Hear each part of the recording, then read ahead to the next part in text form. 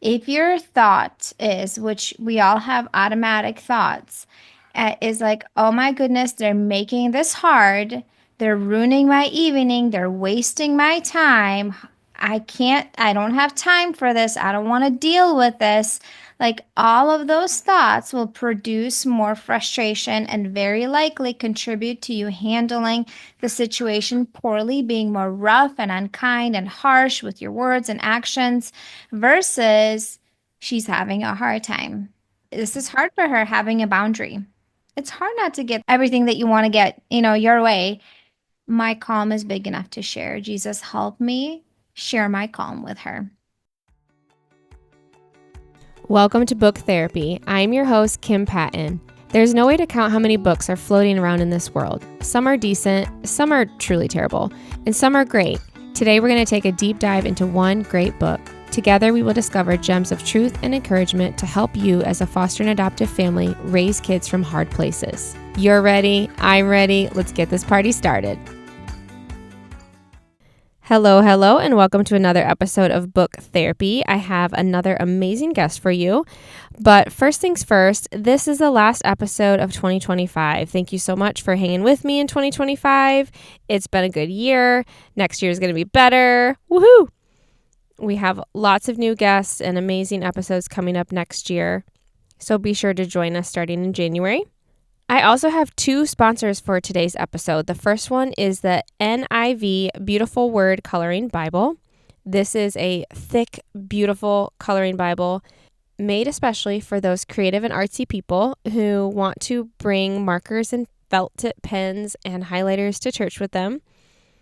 I can get pretty fidgety in church, so this is a perfect Bible for me. There are hundreds of scriptures inside to color. If you have someone in your life that is artsy, creative, this would be a perfect Christmas gift for them. Our other sponsor is JDE Creations on Etsy. The Etsy store has beautiful wood art, hand carved, so I encourage you to check it out. Okay, that's it for now. On with the show.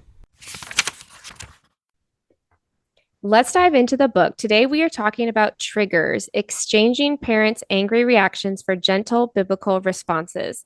And this book is by Amber, Leah, and Wendy Speake. They are moms of a bunch of boys, and they published this a while ago. My friend Elizabeth is an anger management coach for Christian moms, and she has been working with moms for several years through her podcast, Emotional Healthy Legacy, and also through her coaching business, and just resetting generational patterns and working with moms to really help them through their anger and their frustration as Christian moms. So I have Elizabeth with me here today, Elizabeth Andrzejewski, and she lives in Florida, which I miss. So how's Florida today, Elizabeth? It's starting to, like, mornings are wonderful and great, and evenings are just great. You have a couple of boys and a little girl, right? Yes, I have three boys. I do have a teenager already, so he turned 13 this year.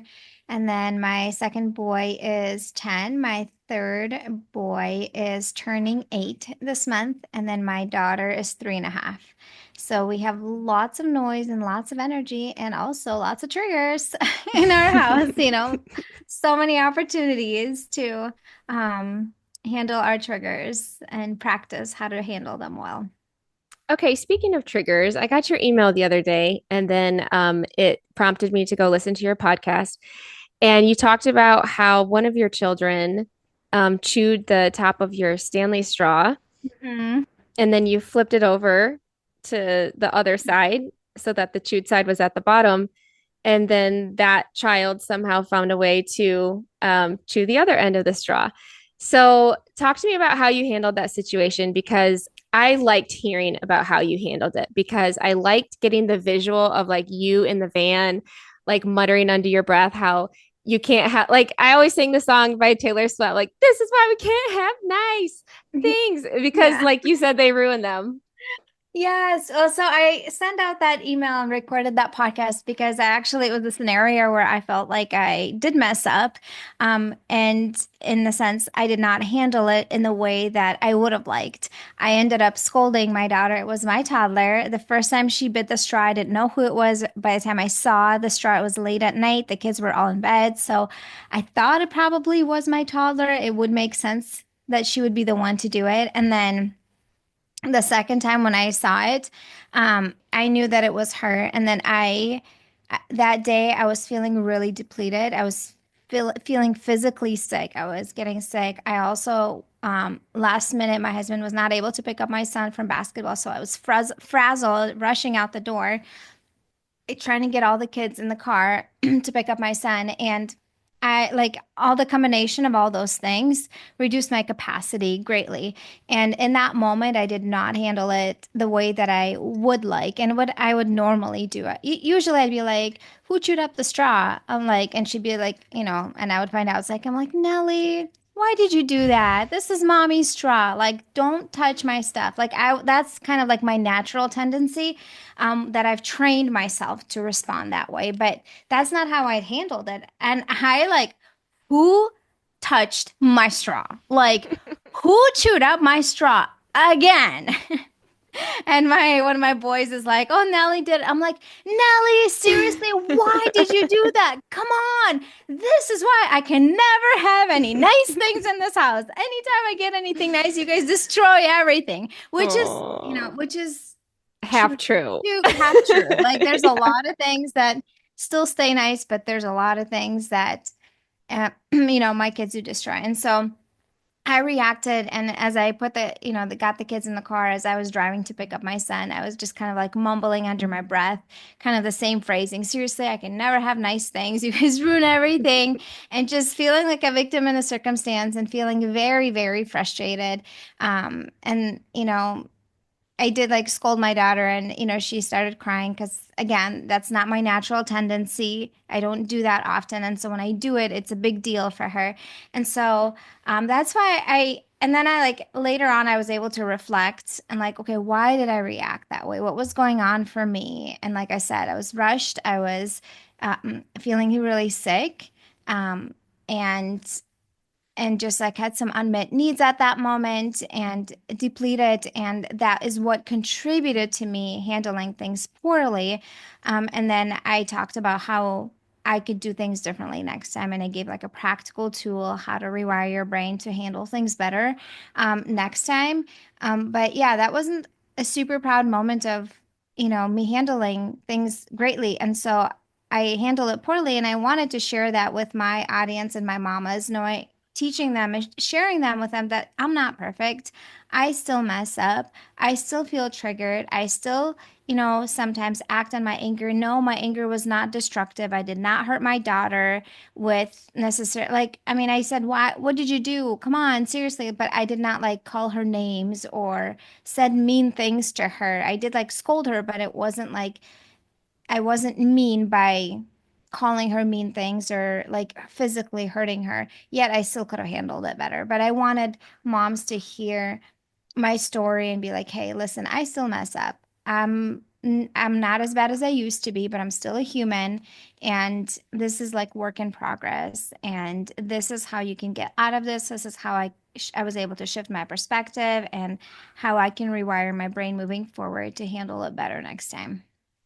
Those are my favorite stories and that's why I really like this book, and I'm sure you do too, because of the practical help and tips that just show us like what's underneath our anger. And the first thing I want to talk about is communicating clearly. And the theme of this book, I feel like, is taking a breath, taking a step back, and clarifying everything, like clarifying expectations, clarifying communication. And honestly, it's a clarification within myself, it's a clarification with my husband and with my kids, because we all have these expectations. It's so old. I don't even want to say it because it's so boring now that like we all know that there's a high expectation that we want to be achieved. And when it doesn't happen, we are disappointed. My mentor tells me all the time that most of our disappointment comes from unmet expectations. On page 28, the authors say, when our children do wrong and we stay calm and controlled, they know that they've done wrong. They know it down to their convicted little cores. There is power when we bend down, touch their shoulders, and look them in the eyes and say, that wasn't a nice thing to say. Can you try again? Mm.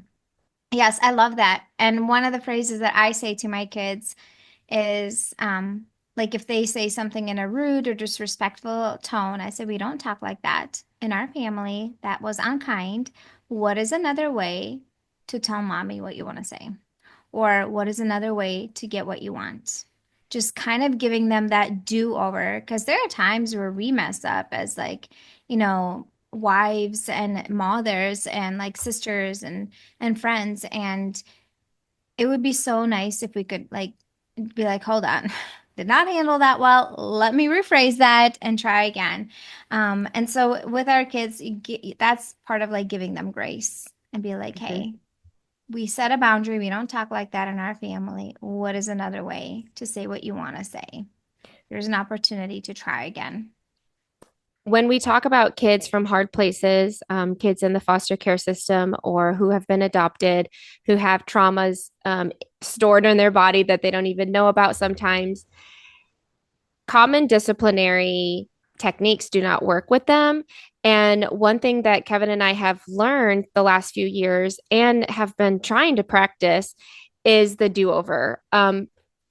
How has doing do overs with your children worked for your family? Because, like, do they respond well to that? I have found that my kids do. I think it depends how upset they are, how like really upset they are, because there's like different stages. Sometimes you're just a little bit upset, then there's a lot upset, and there's like you're like in the flip out mode. You're very extremely upset. And so if it's in in the middle stages, early stages, they can do do-overs pretty quickly. If they're in a stage where it's like they are having a full-blown meltdown, there's nothing, no parenting technique really helps in that moment. All you need to do is kind of ride off the wave and just make sure everyone is physically safe. But when the kids are just a little bit upset and or just have some, a little bit disrespect, but it's not major, they're not melting down. My kids tend to respond well to that. If they say, I don't know how to say it another way, I actually like guide them and say, Mom, can I please blank, blank, blank? Or like, I actually guide them and give them the words, especially to my toddler. Because sometimes if she's like, milk, I want milk. And I'm like, okay, Nellie, what is another way to ask mommy kindly? And she'll repeat, milk, I want milk. And I say, okay, you say, Mommy, can I please have some milk? And she stays quiet for a little bit, and then I stay quiet, and then like eventually she like repeats it. So that's kind of like how I do it with my kids, and my kids tend to respond well to it. Now if they're in actually like meltdown mode and they're in that part of the brain where the like survival part of the brain where no learning is, possible, they cannot accept any guidance. I just kind of let them drive the wave of emotion as long as they're not physically hurting me or, their siblings or breaking things. And if they start, like I help them and guide them, take them to their room. But that is a very like tricky situation. That becomes very tricky. And in that moment, what helps you as a parent to remain calm? The biggest thing, there's like, yes, you pray and you ask God for help and guidance. And the other big part of that is what you're thinking about that child's behavior in that moment. If your thought is, which we all have automatic thoughts, is like, oh my goodness, they're making this hard. They're ruining my evening. They're wasting my time.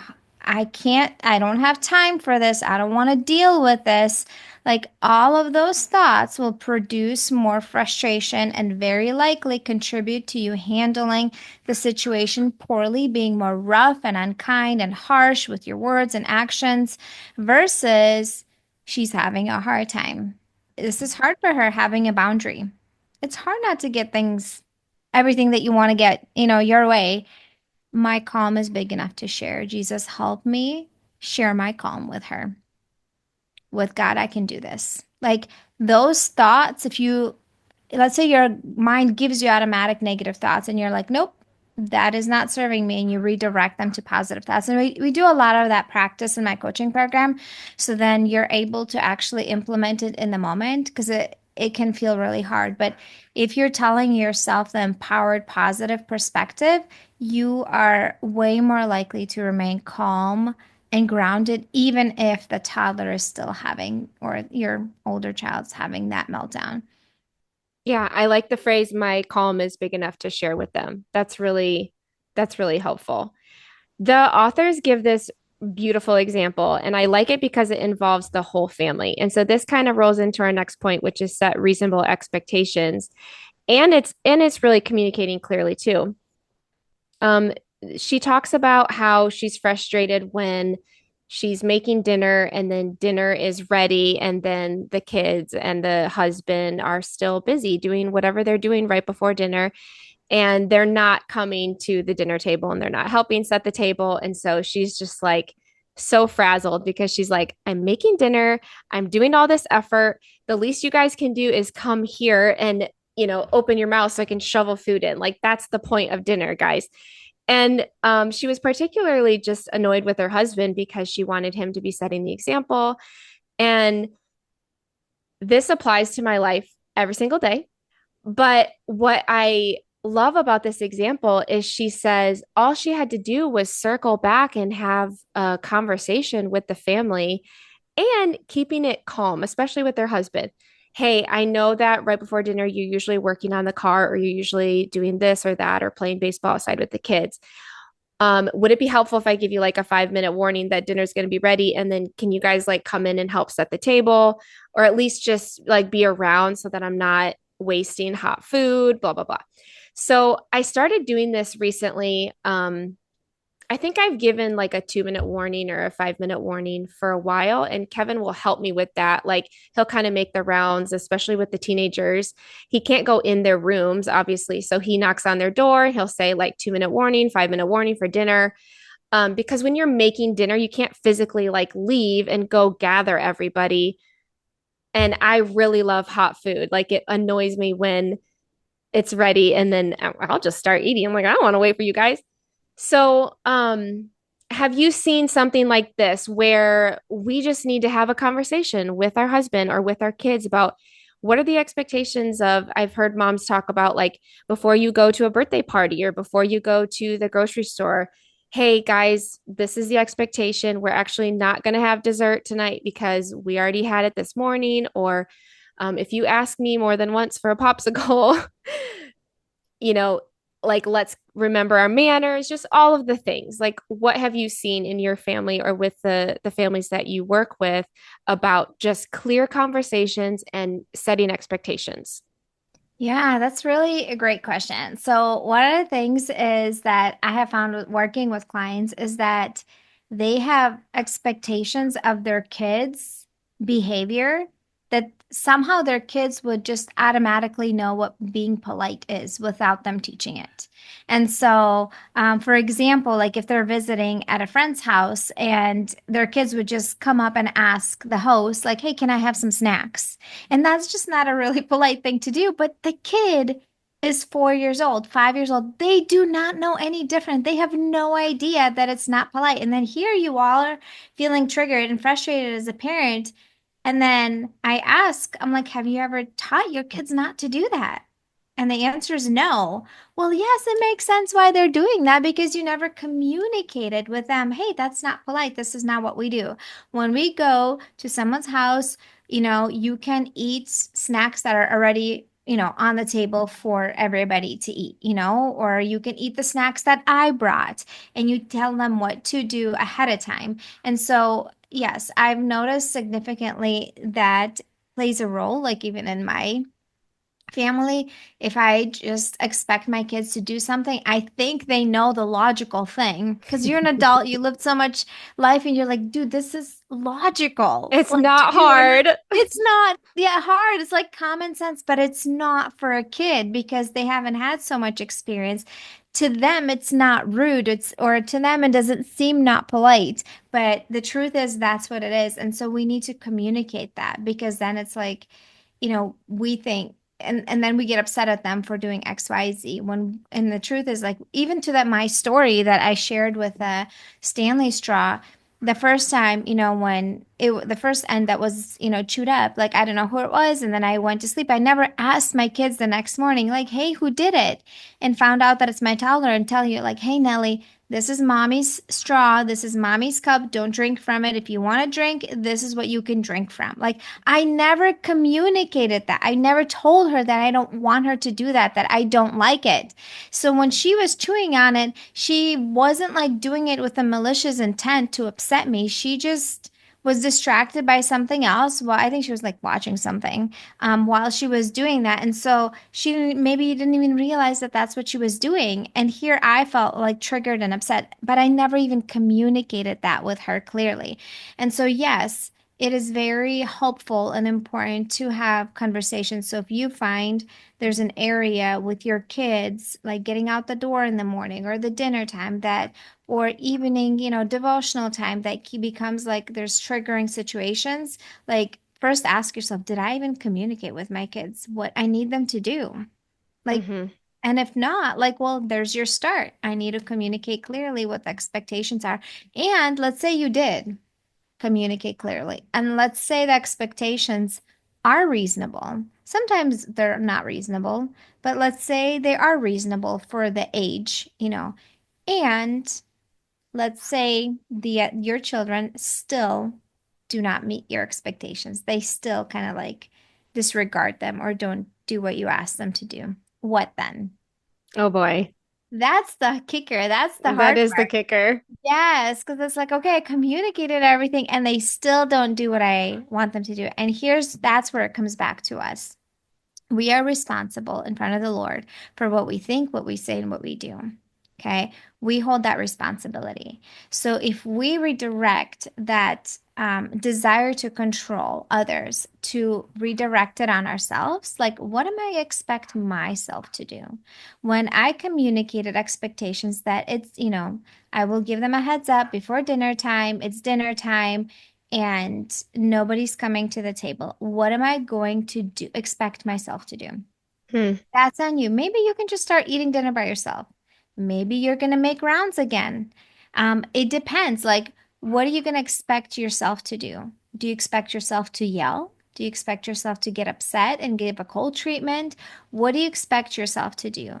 You want to have expectations on yourself, because those are the ones you can really truly only keep yourself accountable. You can't, keep other people accountable of Hmm. what they do. So, that's a great question to ask yourself. When people don't meet my expectations, what do I expect myself to do?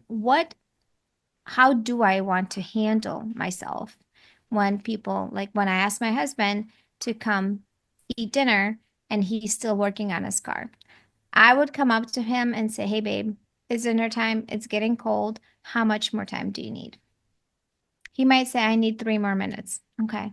I can wait 3 more minutes and then we'll just start eating dinner because I don't want it to be cold. Yeah. Might be something that you might say, right? That might be what I expect myself to do next time. So when you're working with moms, do you kind of get them to look into what they want their legacy to be? It sounds to me like I've heard you say a few times in your podcast, like, that is not how I want to respond. That is not how I want to be known to respond. Um, I would say that in my own personal life, there has been so many times where if I were to look back, I would say, that is not what I want to be known for. That is not what I want my kids to remember me as.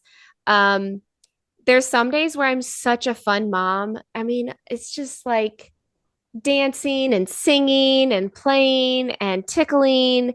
And I get that I can't be that all the time, but what's frustrating to me is how my high energy parenting just has like a good side and a bad side, because the high energy that is fun and lively and energetic and active comes out in frustration that is louder than, let's say, my husband, who's pretty even keel most of the time. Like he's not high energy, but yet it feels like to me like he has more self control than I do, but he bottles a lot inside. Whereas I'm like such a processor externally that I can't hide my anger just like I can't hide my excitement. So when my kids are around me, I don't want them to think like, are we getting the fun mom or are we getting the angry mom? Because that's not the kind of legacy that I want to have for them. But yet I struggle with my personality because I'm not even keel. So talk to me about how you work with moms about their personalities and how they want to like the mom that they want to be. Yeah, that's such a great question. So, one of the things that we work on in the very beginning is we work on through your identity. Who do you believe you are? Yes, we're the daughter of the king, and there's a lot of other identities that we identify as, like as a mom, as a wife, as a Christian, as a friend, as a people pleaser, as somebody who's loud, someone who's angry, someone who's frustrated, overwhelmed, someone who's always late. Like we identify as a lot of things. And so I have them write down all the things they identify, good and bad, like positive and negative. And then we look at like I have intentionally create what kind of mom does she want to be? Like who is God calling her to be in this season in life? Like when everything is done, said and done, your kids are out of the house and they think back at their childhood. What kind of mom do you want them to remember you as? Is it lighthearted? Is it playful? Is it warm? Is it tender? Is it nurturing? Is it present? Is it like giving, understanding, curious? Like, what kind of mom, what character qualities would you want your kids to describe you as? And also, like, God calling you to be in this season? Like, when we think of Jesus and like Jesus, kids were drawn towards him. They wanted to be around him. Well, if he was reactive and angry and frustrated and harsh, they wouldn't want to be around him, right? They were drawn towards him because he was probably playful with them because kids connect through play. He was Mhm. probably lighthearted with him. He was probably really warm and nurturing and tender. He was really compassionate. Like those are the qualities that Jesus had. So in the beginning, we craft like an I am statement. We pick like 3 to 4 terms that really resonate with moms. Like maybe it's safe. I am a safe person for my kids to come to and lean on. Like maybe that is the word that God is calling me to be that emotionally safe mama or emotionally stable, like whatever it is. And so we craft an I am statement, and that is something that they write out in their journal every single day and say over themselves in front of the mirror every single day to instill like, hey, this is who I am choosing to be for my kids. This is who God is calling me to be. And when a hard opportunity arises, which they will, when I have a frustrating situation that comes up, this is my chance to show up as that person. Like, and I've given this example like on my podcast. So one of mine is like playful and lighthearted with my kids. And for example, like you are trying to change your toddler's diaper and it's a 2-year old who you put them down on the floor and they're rolling over and you're like, stay, to change it. And they're just thinking it's funny and they just roll away. You have a couple options. One of them is to pin them down or be like harsh with them and be like, stay. You can threaten something, you can maybe spank them on the butt, or just like really physically force them down, which really doesn't feel good. Like you don't feel good about how you handled that situation. At least I don't. Mhm. Yes, your child is not listening to you. And the way I would like reacting in that way is not aligned with who I want to be as a mom or be known as. The other option is to be playful and you tickle the toddler. You ask them to show their eyes, to show their nose, their ears, count how many teeth they have, how many fingers they have, and you are being playful. And then while you're doing that, you get to put the diaper on because they're staying still in one spot. You're still getting them to do what you need to do, but just in a playful, lighthearted way. So that is like an example of like practically speaking, let's say your toddler's not listening to you and you're starting to feel frustrated, and you tell yourself, this is my chance to be playful and lighthearted. This is Mm. my chance. Mm-hmm. This is my opportunity to practice this character quality that I'm trying to grow. Because how in the world are you going to become patient if everything goes your way and you Yeah. get exactly what you want right when you want it? How are you going to grow to becoming a lighthearted mom if everything is always smooth? How are you going to learn to become adaptive when everything is your way? Right? Those are all opportunities for us to practice this character quality. And like, Jesus, please help me be playful in this moment. Mm-hmm. A chance to be playful. What does that look like? And then you implement it. So that's kind of like how I work through that piece with my clients. I think of the fruit of the spirit too. How are you going to have the chance to be patient with your kids Mhm. or show joy in a hard time or, have peace that passes understanding? It's in the moments where you don't feel peaceful, you don't feel joyful, and you don't feel patient. Okay, so we just have a few minutes left because I respect your time. I know you have your little girl at home and you're probably gonna have to pick up your boys at some point too. So the last thing is just creating margin. And I just want to share a quote from the end of the book. It says, "We must learn to cope by carving out the quiet and learn to cope when there's no quiet to be found." One important part of motherhood is self-care. And I've heard you talk about self-care before. And that's one of my things that I always go back to is how to take care of yourself as a mama. And this talks about just how to create margin. And when you don't have quiet and it's a trigger, thinking through, okay, what are my options? And I know that's a hard one because some houses just are really loud. But I want you to, in the last few minutes here, just tell us about your coaching program and just what's up for you next with Emotionally Healthy Legacy. Thank you for having even giving me an opportunity to talk a little bit about my coaching program. So I have a coaching program called Calm Christian Mom, and it's a 12-week coaching program designed to help Christian moms that struggle with out of control, destructive anger to create peace and calm in their home by setting a positive example for their children and taking their thoughts captive and just leaving a positive legacy. So it's specifically for Christian moms that find themselves feeling really reactive, yelling, saying harsh things, acting out in ways that are hurting their relationships with their husband and their kids. And they are ready to make positive changes. They are in a place like, I am so done feeling like this, and I Mm-hmm. am ready and willing to do the work that it takes to make these positive changes in my life. So that is who my Christian, the program is for. It's 12 weeks long, and you get a lot of support. You have access to me Monday through Friday. We have weekly calls, and you also get access to weekly lessons with reflection questions that you submit to me. And that's how I keep you accountable. So that is part of my program. So if you want to transform your life and you want to be more peaceful, calm, lighthearted, playful, stable, you want to have a nurturing, close relationship with your kids, I'm here to help you. So you can reach out and book a free consultation call with me or just listen to my podcast. There's a lot of free, helpful resources there. Oh yeah, her podcast is amazing, Emotionally Healthy Legacy, and I've loved it just because I've turned to it on days where I really need it. I'm like, you know what? I where's that podcast? Because today's a day where you just really need to know that you're not alone. And I think that moms can feel alone. So Hmm.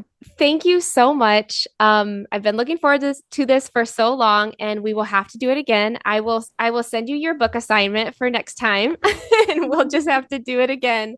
Yes, thank you. Thank you for listening to another episode of Book Therapy. For all the details about the author, the book, and what we talked about today, please see the show notes. As always, if you enjoy this podcast, please leave us an honest review on Spotify or Apple. This helps get the word out. And even better, if you know of a foster adoptive family and you think this episode will encourage them, go ahead and send them a text, because not only will it brighten their day, but it will give them another resource, another tool as they are doing the hard work of loving and serving vulnerable children. Thank you, thank you, thank you. We will see you next time.